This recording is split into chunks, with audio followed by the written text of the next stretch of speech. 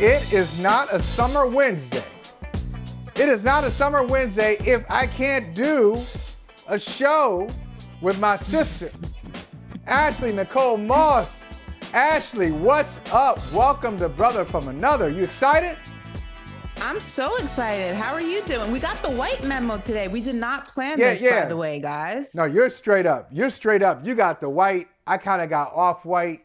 So I don't know if you're ready for the Hamptons. You're ready for the Hamptons. I'm ready for Martha's Vineyard. I'll hold down the party on the Vineyard. You hold the party down on the Hamptons. Maybe we go back and forth. I go to the Hamptons with you. You come to the Vineyard with me. We have a good time. But you know what, Ashley? I don't know about a white party, but you know what we are ready for? I hope you're ready for this with me. Are you ready for a takeover? Are you ready for an NBA takeover? We're going to your favorite city in the world, New York. We're going to go to the NBA offices. We're going to go to the NBA offices, and we're going to show them what real basketball fans look like, how real basketball fans sound, and what real basketball fans want, because they got no idea. They've got no idea. Ashley, this in-season tournament is the worst idea I think I've ever heard associated with the NBA. I think it's the worst idea I've ever heard, right? Is it the worst? Yeah. Or is it the worst? I hate it. I just don't understand it. I don't know who asked for it. I don't understand the purpose of it. I think that in the beginning, when it was thrown out there, it sounded good in theory, maybe. But now we're looking at something that basically does not mean anything in the grand scheme of things. There's no playoff, repercussions. There's no playoff benefit to this tournament. It's essentially a way to get casual NBA fans interested in early basketball because the product, quote unquote, is not exciting. It's not the NFL. It's not enjoyable to watch for casual basketball fans.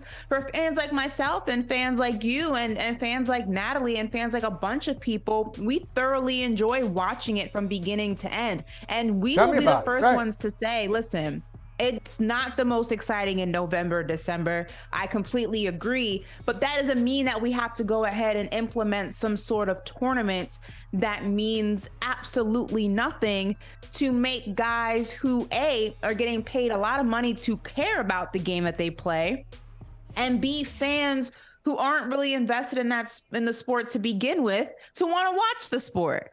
I don't understand the rationale to this. I don't get it. You know what, and you know what, Ashley, you think about the things that basketball fans have talked about, as you said, basketball fans, just around. And, look, there's disagreement, of course, meaning just because we don't agree on some nuance of basketball doesn't mean I'm a real fan and you're not, and vice versa. I got it. But basketball fans have lots of conversations about, what can improve the sport and what would make the sport more exciting.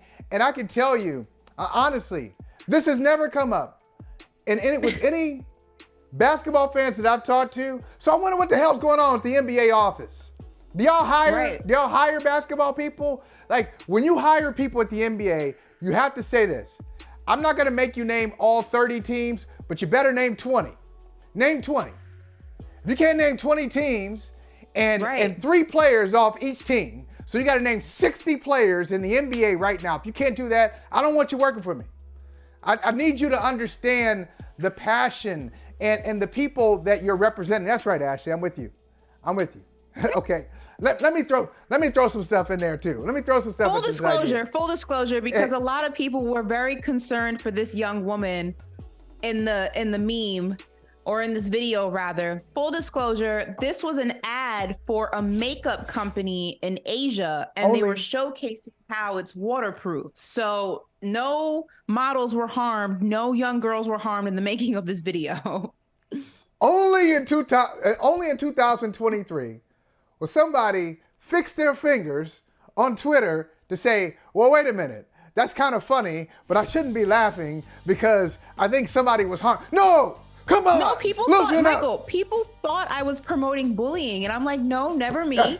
If you know, I hate Twitter trolls. I hate bullies. This was a makeup ad. And at the end of the video, she like wipes her face to show that the makeup didn't come off. It was a little excessive.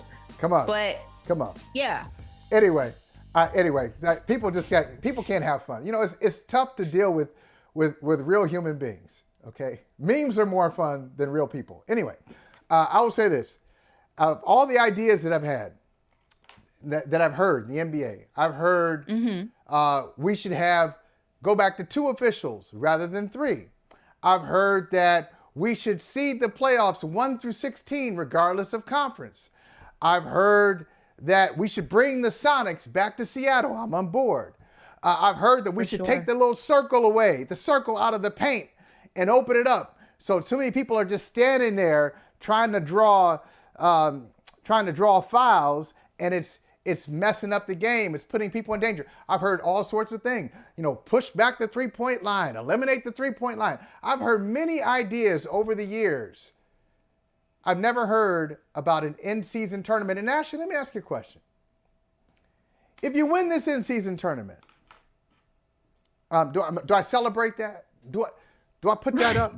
Do I put that banner? Do I put that banner up in the rafters? Is there a parade? Right. Is there a championship do I do this? Do I point to it? Do I point to the ring? You know, finals. I'm like in-season tournament finals MVP. I won it. Do I cry? I got so many people to thank. Are the sideline reporters going to be there around me? Like, come here. I just want to thank so many people. People doubted me. Michael, they never said I would win this. They are 100% giving out MVP of the in-season tournament. That's real. They came out and said they are doing that. My whole thing is like, if this were like in soccer, how Lord the Premier League and all those other football clubs and those leagues rather have little tournaments that may not be the World Cup, but there are benefits to it. Like, for example, I believe it's the Premier League. I could be wrong, but if you are able to beat a bigger team in that league, you get into the Premier League the following season or something along those lines. I could be wrong in the way that I'm wording that, but there is a benefit to it. This essentially is relegation and the whole thing in soccer. Right. Delegation is affected and all that stuff. This is essentially a trophy that means nothing. $500,000 for players who are already making a lot. $500,000 is like Draymond's annual fine money. And there's a strong possibility, Michael, that you can win this in-season tournament. There's this possibility that you can win this in-season tournament and still miss the playoffs. What does that mean? So congratulations, you won the in-season tournament in Vegas in November, but 1, 2, 3 Cancun in April. Be for real. Be for real. I hate this. I hate this. I hate this. All right. And I do know, look, I want to be fair and say that some changes in the NBA recently, I've applauded and I continue to applaud. I think the play-in tournament is fantastic. I think the play-in is great. That adds an element of urgency to the regular season that rarely existed. There's some teams that were sitting there at the, on the 6 or 7 line, and they're like, fine, I'm gonna make the playoffs. And if you want to make the playoffs, hey, well, I'm gonna make the playoffs. I don't need to play well. I don't need to go all out in the last 10 games of the season. But now in this play-in tournament, in this era, yes, you do. Now let me shame some people before we transition and talk about this new rule, some of the new rules in the NBA. Gary, can we bring out this Richard Jefferson hype video from Richard Jefferson? I'm sorry, Richard, they made you do this. Back in the day, I had to do some things for the gig that I really wasn't excited about. Once upon a time, Ashley, I had to read, not only read it, I had to wear, oh God, I can't believe I'm admitting this publicly. I had to wear Dockers. I had to wear Dockers every Friday because Dockers was a sponsor of a show I was on. And thank God that show was canceled. It should have been canceled before then. But once the Dockers thing happened, I was like, we're done. We're done. And we deserve it. We deserve to be done. I'm slapping myself in the face over wearing Dockers every Friday. I had to do that for the gig. Wouldn't do that on my own. Did it for the gig. Richard Jefferson. What color? What color? Dockers? Neutral. Neutral. What colors does Dockers have? What options do they have? It's like, They have like the navy blue. I got the Dockers catalog right here. Here's the whole catalog. Look how thick that is. The whole Dockers catalog. Anyway, let's see this. Safe to say you will not be getting Brother from Another sponsored by Dockers anytime soon. And I looked, it's funny. I looked it up before I came on. I was like, if I go at Dockers neck, are they still around? They're still around. They've been sold. They owned by Levi's. I'm good. Owned by Levi's. Safe. Okay. Safe. I'm coming for you then. I'm coming for you. Anyway, let's see this Richard Jefferson hype video. All right, everybody, the NBA first ever in-season tournament is now official. But how does it work? Like this. First up is group play. All 30 teams will be split into 6 groups, 3 from the East, 3 from the West, with a random draw based on last year's regular season records. Each team in a group plays each other 1 time, a total of 4 games, 2 at home, 2 on the road. 1, 2, 3, yeah. Now, those games happen Tuesdays and Gary Fridays Carter in said, November, so let me know when you're ready. Let me know when you're ready. I was ready when I started. I was ready to bring this in. This is so bad. Richard, you will never live this down. This is going to be a part of your legacy. Hey, forget about winning with LeBron. Forget about playing with J. Kidd back in the day with the Nets. You'll never live this down. Ashley, he did this. How'd they talk him into it? My favorite part of this whole, one of my favorite parts of this whole video, or probably my favorite part of this whole video, is he goes, 2 weeks in November, set your calendar. Richard, we don't care. I know you don't care. We really don't care. Like, what Jay-Z say? We don't believe you. You need more people. Nobody believed that. There was no excitement in that man's voice when he said that. Absolutely not. Don't believe him. He's not going to fool me. He hates it just as much as I do. And I get it. The gig is the gig. Like you said, you had to wear Dockers. I've had to be outside in 95-degree Miami weather reporting on Pop Warner football for $125 a day. Sometimes if I got paid on time, just so I can get my footing. $125 a day, Michael. Okay. Listen, so for all those people to watch football on social media, to watch Pop Warner football. Pop Warner football at that in the middle of Miami summer, August. So for all those, sometimes if I got paid at all, sometimes they would forget. So for all those people on social media, Michael, who like to say you're only where you are because you're a pretty face, I have done some very horrible things to get to this position. So nobody can ever question my grind and my determination. And people say the same thing about me. I'm flattered. I'm so flattered. Thank you for saying that. Let me ask you, before we bring in Natalie in a little bit, talk some more NBA. How do you feel about the flopping technical that's not an unsportsmanlike technical? In other words, you could flop, which the NBA says is deception. So that's a bad. Right. I think deception's a bad thing. I think that's a bad thing based on my understanding of deception. You're not supposed to do that. So you flop, you get a technical. You go up to an official after that and say, you are a stupid bleep, bleep, bleep, and get another technical. That's 2. Right. Generally, with 2 technicals, you're thrown out. Nope. Right. This flopping tee is like a special category tee. So you really have to go up to another official in the 3rd or 4th quarter and say, no, I call the last one stupid, but you're really stupid, bleep, bleep, bleep. Then your 3rd technical gets you thrown out. How do you feel about this flopping penalty itself and the designation, the penalty assigned to it? So I'm 50-50 on it. Like, I agree with De'Aaron Fox here. I don't think we need to be giving the refs more power because right now, flopping is an art. There's an art to flopping. That's why Chris Paul is someone who does it so well, because a lot of the time it's very believable, which is why he gets certain calls. Now, in a situation where it's blatant and it's obvious and it's egregious, for example, if Chris Paul was guarding Jokic, which would never happen, but let's say Chris Paul is guarding Jokic and Chris Paul bumps him and Jokic hits the ground, you know that's a flop. Like, just off of physics, you know that's not possible. So in that situation, it's kind of cut and dry. But when you're in a situation where there are guys who are better at it than others, and in the league that there are guys better at it than others, you're giving the refs the power to make the determination. And I feel like that's where it's going to get tricky, and that's where it's going to get sticky. And you're going to see situations where calls are made that can go ahead and change the course of a game. And that I don't like. I don't feel like flopping is egregious enough. It's annoying. I hate it. It pisses me off to see it. Like, just play the game. Stop trying to force a foul. I hate that part of the game, but I don't know if it's prevalent enough to where we need a rule like this that gives the referees powers to change the course of a game. That I don't like. I don't know if we're here yet. For me, Michael, increase the fine.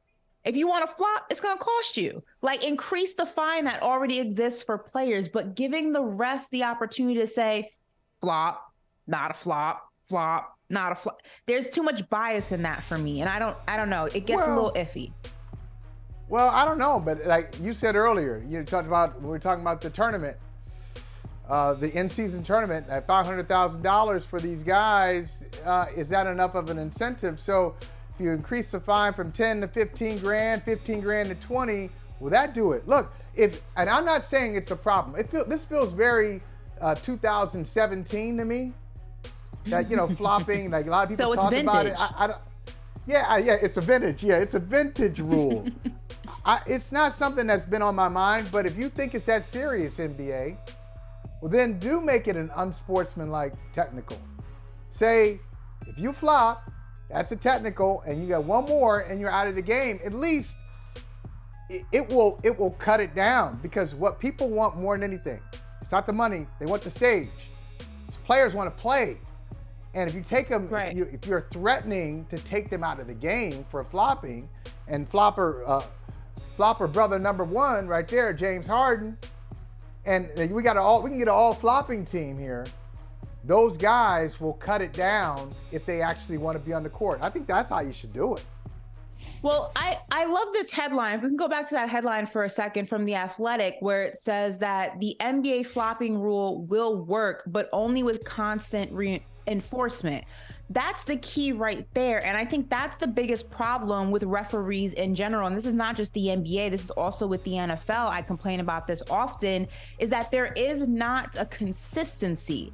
It's very circumstantial, and it's very case by case basis, which makes it frustrating to give the referees even more power to do that. If this was a situation where you can count on the referees to make the same call each and every time, then I say, okay, great. This is fantastic. This is going to do wonders for the game. Sorry, James Harden. Sorry, Joel Embiid, but the game is the game. The rules are the rules.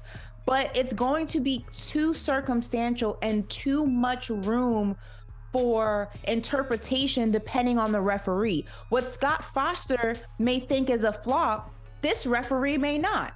And what this referee may think is a flop, this referee does not. So now you run into a situation, every game is a different foul or non-foul, because it depends on the referee calling it. That's my only concern with this, is there's too much gray area. It's not black and white. And we always talk about removing the refs from the game and not giving them enough power to dictate outcomes of games. And I feel like this is a step in the wrong direction if that's our biggest concern. Ooh, you just gave me an idea. As we play the music here, Gary, you just gave me an idea. So we got this flopping penalty. We talk about too much power for the officials. We totally tore down the in-season tournament.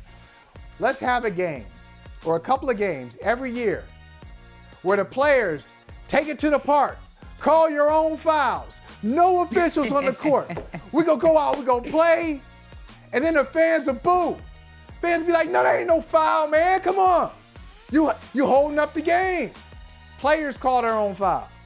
Michael, Could in it New work? York City, we don't call fouls. You get bumped, you keep playing. We don't foul out there. That's and if right. you do, Come on, you better not foul. call it. This is the park. That's right. No blood, no foul. Let's go. Try calling a foul in Rucker Park so they can laugh at you. I wouldn't even show up to play. Forget it. Hi, Asia. So first I want to say congrats to you on being the ESPYs winner this year for WNBA Player of the Year, Best Player. How did you feel about winning the award? Man, it was a blessing. I honestly was taking a nap when they announced it, so when I woke up, my phone was blowing up, and I'm like, what in the world did Asia do now? But no, it's truly a blessing to be able to have my name up there as a nominee and to win it all. I got to credit my teammates. They allow me to be me, and yeah, it comes with that. So your teammate Kelsey, she tweeted when the news came out, she said, like, no brainer. That may not be her exact words, but she also said, so was the 2K cover. What are your thoughts on your teammates just always having your back, and do you agree with her? Those are my road dogs, for real. Those are my dogs. They're going to hold me down no matter what, and vice versa. Like, when you need people to call on at 3 a.m., 2 a.m., whenever, they're going to answer. It might take them a couple rings, but they're going to answer, and I love that about them. And I mean, when it comes to that cover, I don't really pay it any mind, because it doesn't really put a roof over my head, it doesn't put clothes in my bag and food in my mouth. So, I mean, like, I don't pay attention to any of that. I'm just grateful to be able to play the game of basketball and to help just be that person that young girls can look at and say, hey, I want to be like her. So cover, no cover, I'm still going to be me, whoever I am. And I love that. How about that? That was Asia Wilson with a one-on-one, an exclusive with our Vegas reporter supreme and producer and on-air host, Natalie. What's up, Natalie? Asia was I like where she was going there. She's so charismatic, but there's a message there about this 2K thing. So why don't you break that down for us, because I think this is a fascinating topic. It is, and there's actually a lot of layers that obviously wasn't uncovered in my conversation with her, but Sabrina Ionescu was elected, or chosen rather, to be on the NBA 2K cover for the WNBA edition. This is only the third time that they're doing that. So a couple of years ago when they did a WNBA edition for the first time, it was Candace Parker, and that was commemorating 25 years of the WNBA. And then last year it was Sue Bird and Diana Taurasi. So this year they went with Sabrina Ionescu, and it caused quite a bit of stir with fans on NBA Twitter, but also even one of Asia's teammates didn't appreciate it, and that was Kelsey Plum, and she tweeted about it. And the reason why this was such a big deal is because, one, there's already an issue within the WNBA in terms of branding and marketing, in terms of promoting the white players over the black players, and the black players and stars are often overlooked. But in particular with Sabrina, and perhaps it's because of her Kobe connection, but she seems to be elevated and marketed and hyped in a way where her accolades and her resume don't match the amount of marketing and attention that she received. So, Kelsey obviously voiced, she thought Asia should have been it. But I mean, even Breanna Stewart, like, there's just players with clearly better resumes. And this is no disrespect to Sabrina. She's still young in her career, and it doesn't mean that she won't achieve more. But part of the 2K cover, and part of this being so important, if we're trying to grow the women's game, is we want to properly be teaching people about it. And we're just overlooking some of the biggest stars, the greatest players. This is like overlooking a LeBron or a Steph or a KD in favor of a, Devin Booker, no disrespect, but in a league that's much smaller and less known, you want the biggest faces, the biggest stars. Asia's potentially the face of the league, and why Sabrina on the cover? So this was a big deal. Yeah, and I mean, for people looking at, these comparisons of honors and awards, I mean, even if it was a Breanna Stewart, I don't think there would be so much of a disapproval of the cover, because if you look at Asia Wilson and Breanna Stewart, you can make a case for either or. But I completely agree with what you're saying. And listen, I'm very familiar with 2K. I've played it my entire life. I'm pretty dang good at it if anyone wants to run it one day, but that's a different conversation. All right. But okay. I will say though, a lot of hoop heads and players in general don't really regard 2K in the way that they used to for this very thing. They don't feel it's a true representation of what the league is. And now you incorporate the WNBA into that. That's why players in the NBA have such a long time, have always beefed with Ronnie 2K about their own personal ratings, because it's like, who are you to rate me as a player? You're not a ball player. You don't work in the space. You're basically an influencer who promotes a video game. What makes you say I'm a 95, this person's an 84, that person's a 74? So while I understand the accolades that come with being on the cover and being a cover star, it also does not properly and has not properly represented, I feel like, either league in multiple capacities for a very long time. It's kind of a popularity contest in so many ways. I mean, there have been ratings that have come out for the NBA that I've looked at and was like, where'd you pull that from? It's like, if you don't, if you're not BFFs with Ronnie, he gives you a bad rating. So I completely understand, though, the frustration, especially, listen, for people who aren't familiar, this is not strictly a WNBA video game. It's a WNBA version of 2K. But like to Nat's point, if you're trying to get away from that and one day have your own video game, the own NBA or a WNBA 2K version, which I believe is more than warranted, it has to be a proper representation of what that league is. And by giving it to the same faces and the same players, you're only familiarizing a fan base that may not be familiar with the league at first and starters with only a few names, and that's not fair.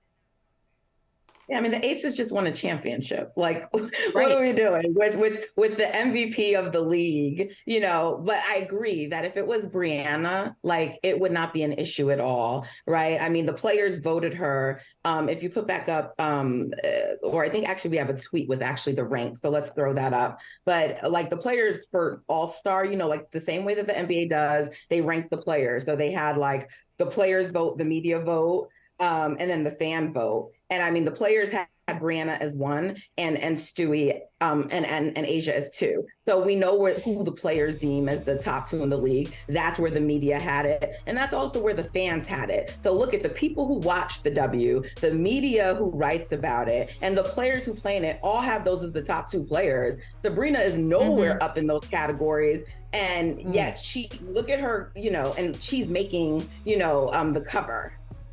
And her accolades and resume and everything, just her stats do not compare. Well, speaking of stats not comparing, let's just take it a little bit larger here, because you said the Aces just won a championship and looks like they're about to win another one. It's ridiculous. They won 18. They won 18 out of 20. And Asia Wilson is doing, it's not just Asia, it's not just Kelsey. Like, they won last night, balanced scoring.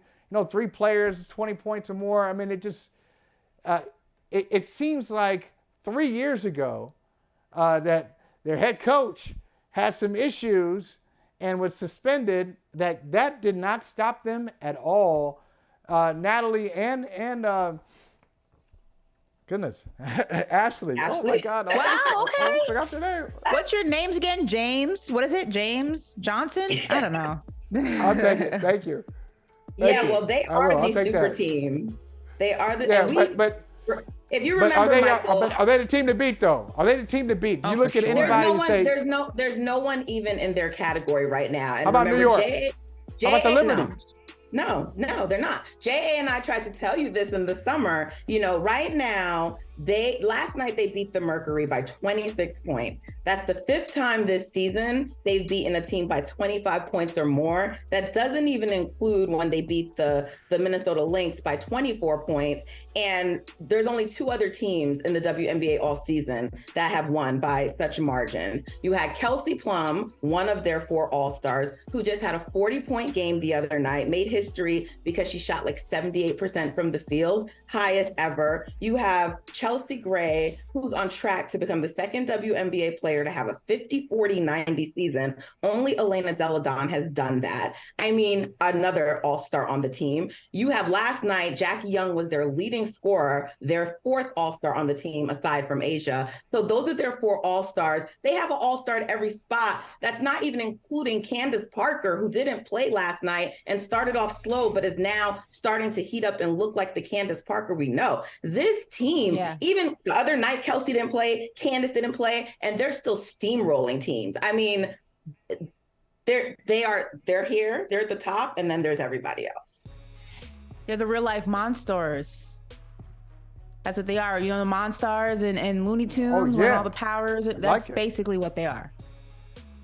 We talk super teams, that's a super team.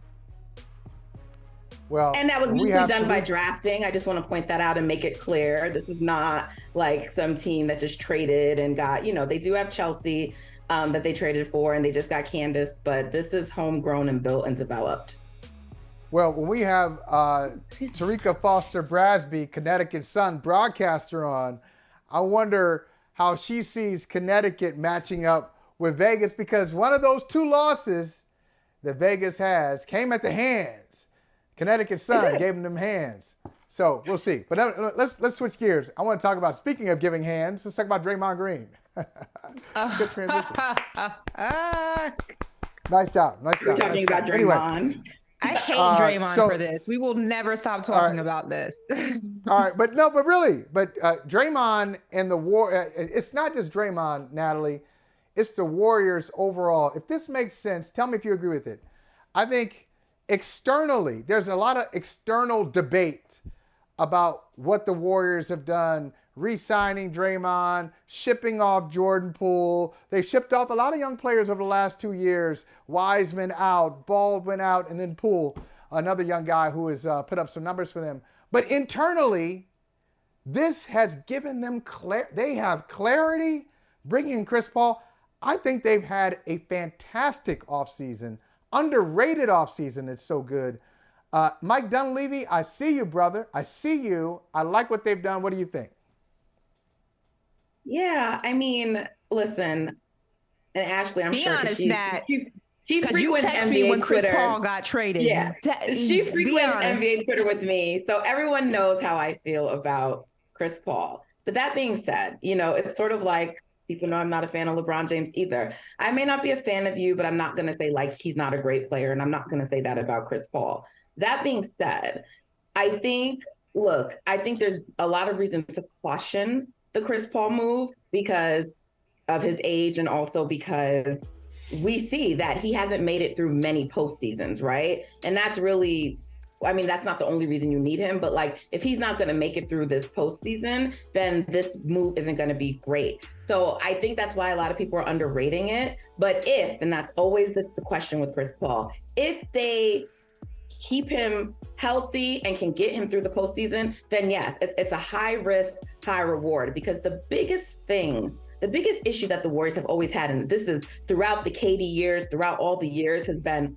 the non-Steph minutes. What do you do when Steph isn't on the floor? You bring in Chris Paul and you have him out there. He has to wrap his head around it, but running that second unit, and you have him out there with Jonathan Kuminga and Moses Moody and Dario Saric and all the pick and rolls and everything that they can do, and him setting them up, you're going to see how much that second unit elevates. You're going to see how much better a player like Jonathan Kuminga looks playing next to him, and it's going to really raise their level. And so, but all of that is just qualifiers, Michael. It's like if, and first of all, you got to get Chris Paul to wrap his head around coming off the bench, which clearly he seems opposed to. Well, that's my point there. My question for you, first, going to the Draymond situation quickly. We all knew that it was either Draymond or Jordan. They both couldn't coexist. That was evident after last season. That was evident in the playoffs. It was beyond repair. There was nothing you can do. And Michael, I told you last time that I was on the show, Draymond's not going anywhere. I know he entered free agency and there were talks. Is he going to join LeBron? He was never leaving Golden State. It was basically a way to tell Golden State if they had any questions or concerns about who they had to go with, it's him or me. And it ended up being Draymond. So case closed. That chapter is done. Move it along. Nat, my concern with Chris Paul is exactly how he answered that question when asked about coming off of the bench, because when he joined this Golden State situation, that was the only option. You already have Steph Curry, who's the primary ball handler with that first unit. You were always supposed to come off the bench with the second unit and relieve Steph so he can play off the ball. There was no other space for you there. So my concern is much like my concern when it was he didn't want to take a pay cut to go and stay with Phoenix or possibly go to LA, is he thinks he's Chris Paul of Lob City. He thinks he's Chris Paul of New Orleans, and you're not that CP3 anymore. Still extremely efficient when he's at his best, but you can't play a whole season. That's evident. You are most likely either going to play most of the first half or the second half. In this case, we need you for the second half of the season. And in order to do that, your minutes have to come off the bench. Is there a concern with Warriors fans the way he answered that? Very much Carmelo Anthony with the hoodie, like, who comes off the bench? That he's not going to be able to wrap his head around the version of Chris Paul he is right now. Yeah, of course. And I mean, like, part of that was like, look, it was Kendra Andrews who answered that question. And like the media that covers the Warriors and anyone around the team, everyone understands that was the thought process. I think Chris Paul was the only one who didn't get that memo.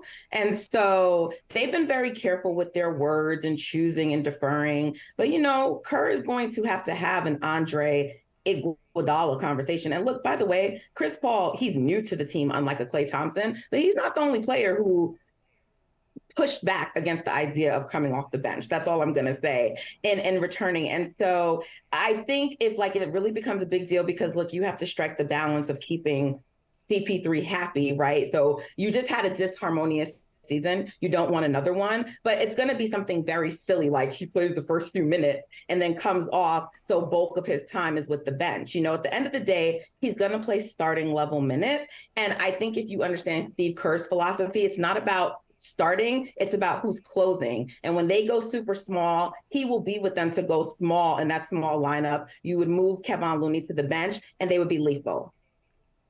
You know, it should be an easy conversation. I know what his career is. I know he's been a... Will it be? But think about this. Look, really, if you're Chris Paul, and all I would do without, I just give him facts. Say, okay, here you are the last 5 years. This is how your seasons have ended the last 5 years. Okay, you weren't there because of injury. You weren't here because of injury. And you have these minutes, and you are no pun intended, you've been a warrior as far as going out there and wanting to play through injuries. But hey, look, man, you're 37, 38. At some point, you've got to scale back. We want you for the postseason. So that's one approach. Here's the other approach. Let me throw this out here. Because everybody says they want to win. Hey, yeah, it's all about winning the championship. I'll do whatever it takes for this team. I'll do whatever it takes. What they really mean is somebody else needs to make a sacrifice. I want to do what I do. Somebody else needs to make a sacrifice. Is Chris Paul the only one we should be talking about coming off the bench? What if Chris Paul starts and Klay comes off the bench? Natalie, I brought this up to you last year. That's not going to happen. Can Klay come off the bench? Look, when I was alluding to not the only player who didn't want to come off the bench, that was a Klay thing when Jordan Poole was there, you know, when there were maybe some discussions about that. First of all, no, I don't think Klay should come off the bench just because, like, you're talking about Steph and Chris Paul out there together. That's just very small. And even though Klay can't really guard like the quicker guards anymore, you can still put him like on fours. So you need Klay to be in the starting unit at least. You said put him on fours? You say fours? Yes. And you move Draymond to the 5 and he plays the small ball 5. So, you know, and you let Andrew guard some of those smaller, quicker guards. So you at a minimum, you need Klay out there, you know, for the defense. You know, there is definitely going to be a purpose for, remember, the Warriors like to go small. Their best lineup is always Draymond at the 5. So there is going to be minutes for Chris Paul to be with the starting 5. And that's going to more importantly be when they're closing. And I think there's just a few other things to keep in mind here. Like we always know about like the Dre Steph pick and roll, but a Chris Paul Steph pick and roll, that's going to be crazy when you have another ball handler out there. In addition, what are one of the Warriors' Achilles heels? Turnovers. You don't have to worry about that with Chris Paul. Sometimes they do need to slow things down.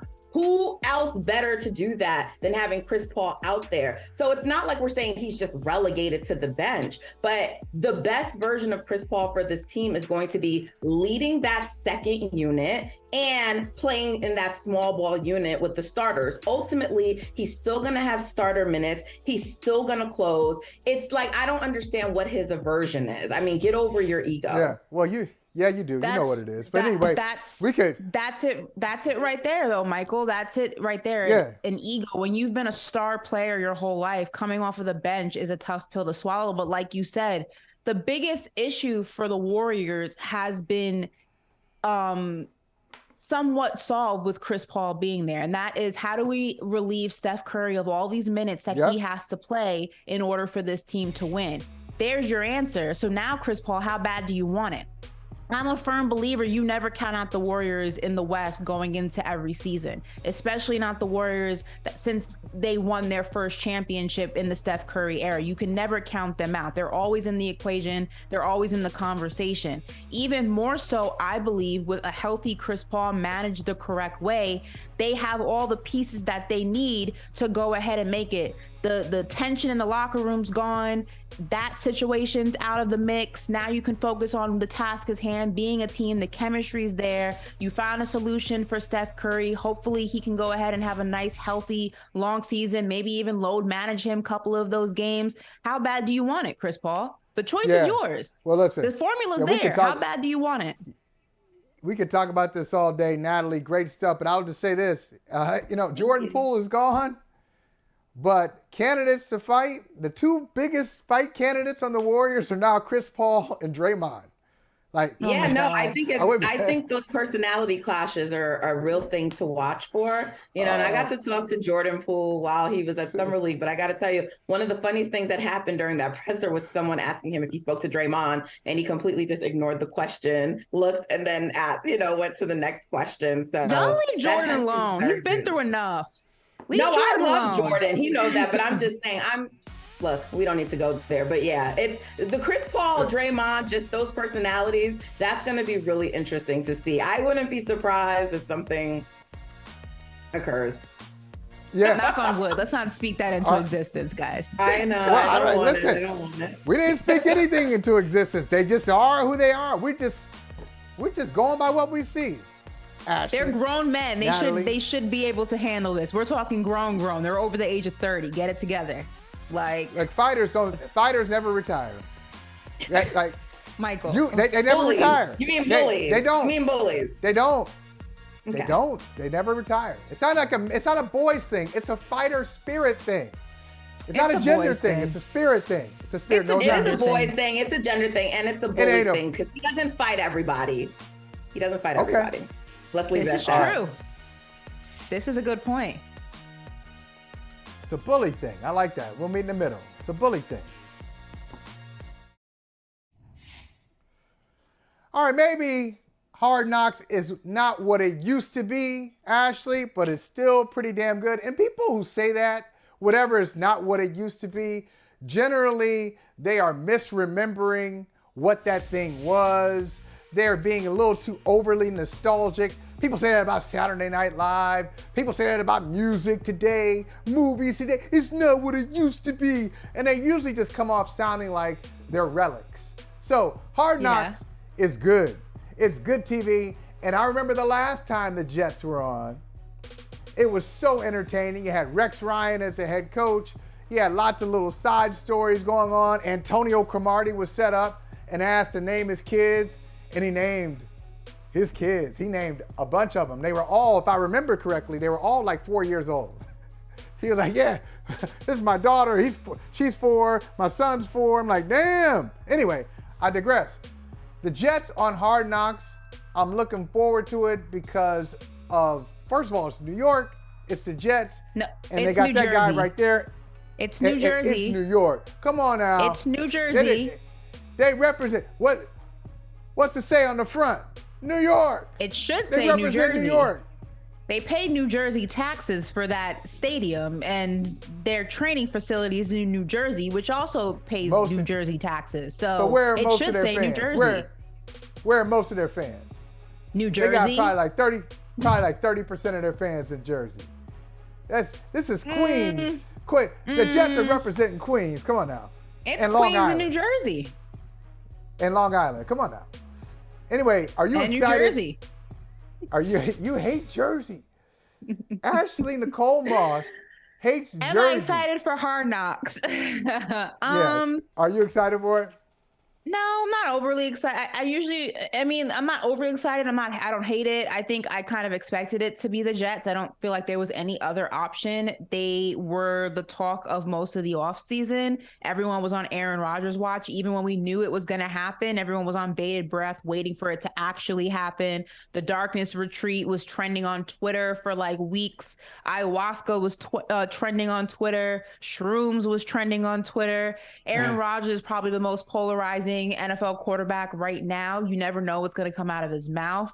He's very one with the woods, one with the spirit, one with, the earth, but he's also one hell of a quarterback. And it's going to be fun to watch how he interacts with those young guys and this new group. I'm especially excited to see how he interacts with the young core, because if you remember, Michael, when he was in Green Bay, one of the knocks against him was when that young group came in, he did not take them under their wing, and he didn't report to, I think it was OTAs or mini camp or whatever the case was, and didn't really take the opportunity to mold those guys. And I think that's why a lot of their chemistry was off come that season. It's going to be interesting how he changes that narrative and turns over a new leaf with his new beginning in New Jersey with this team. I'm excited to see that. That's what my eyes is going to be on.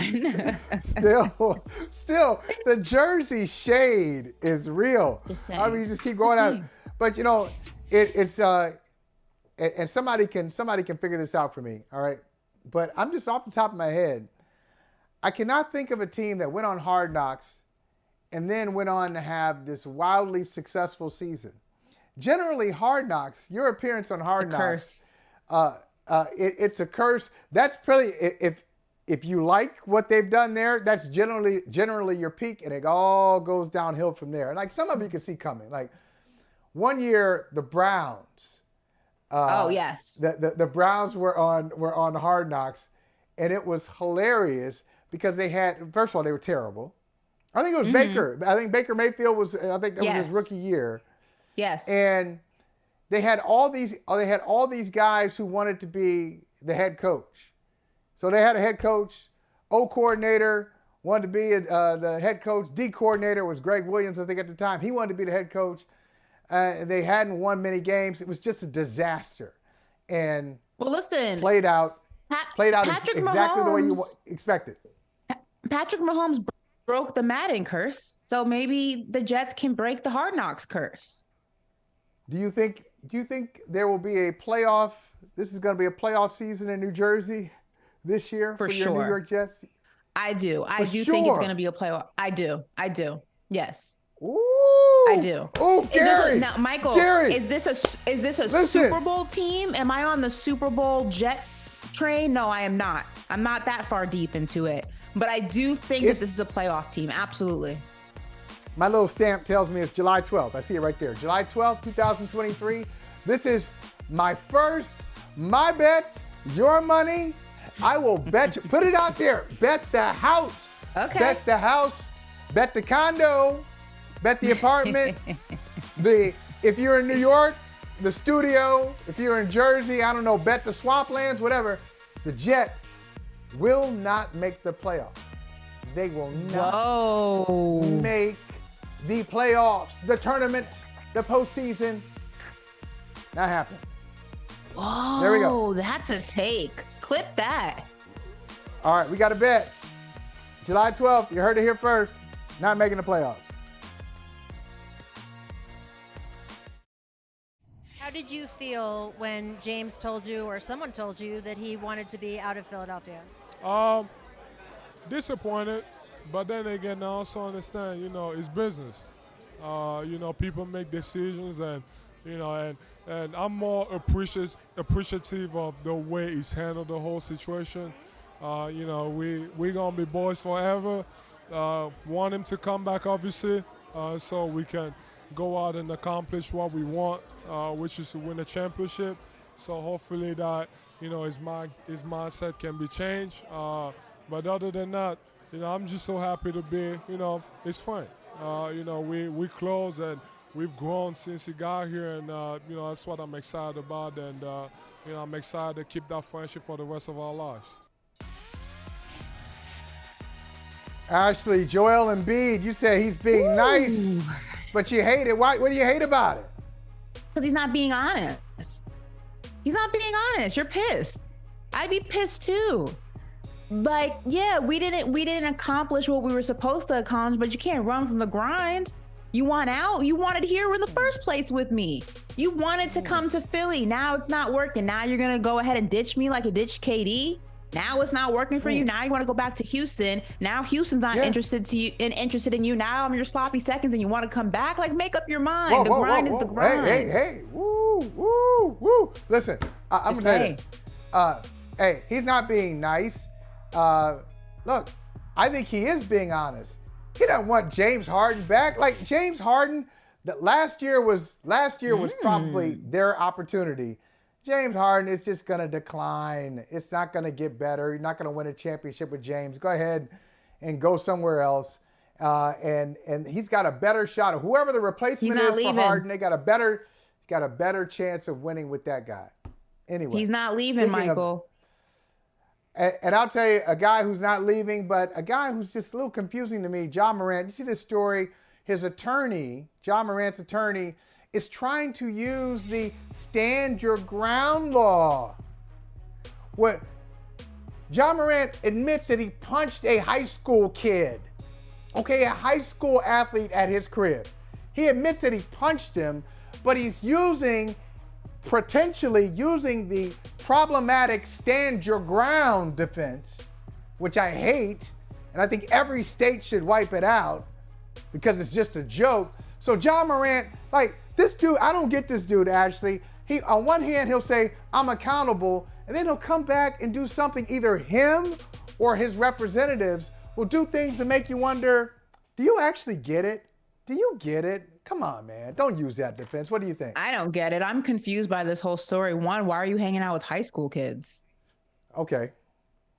When I was 23, high school kids might as well have been elementary kids. Like, I'm not hanging out with them. That's a big question mark for me. Like, was it a relative?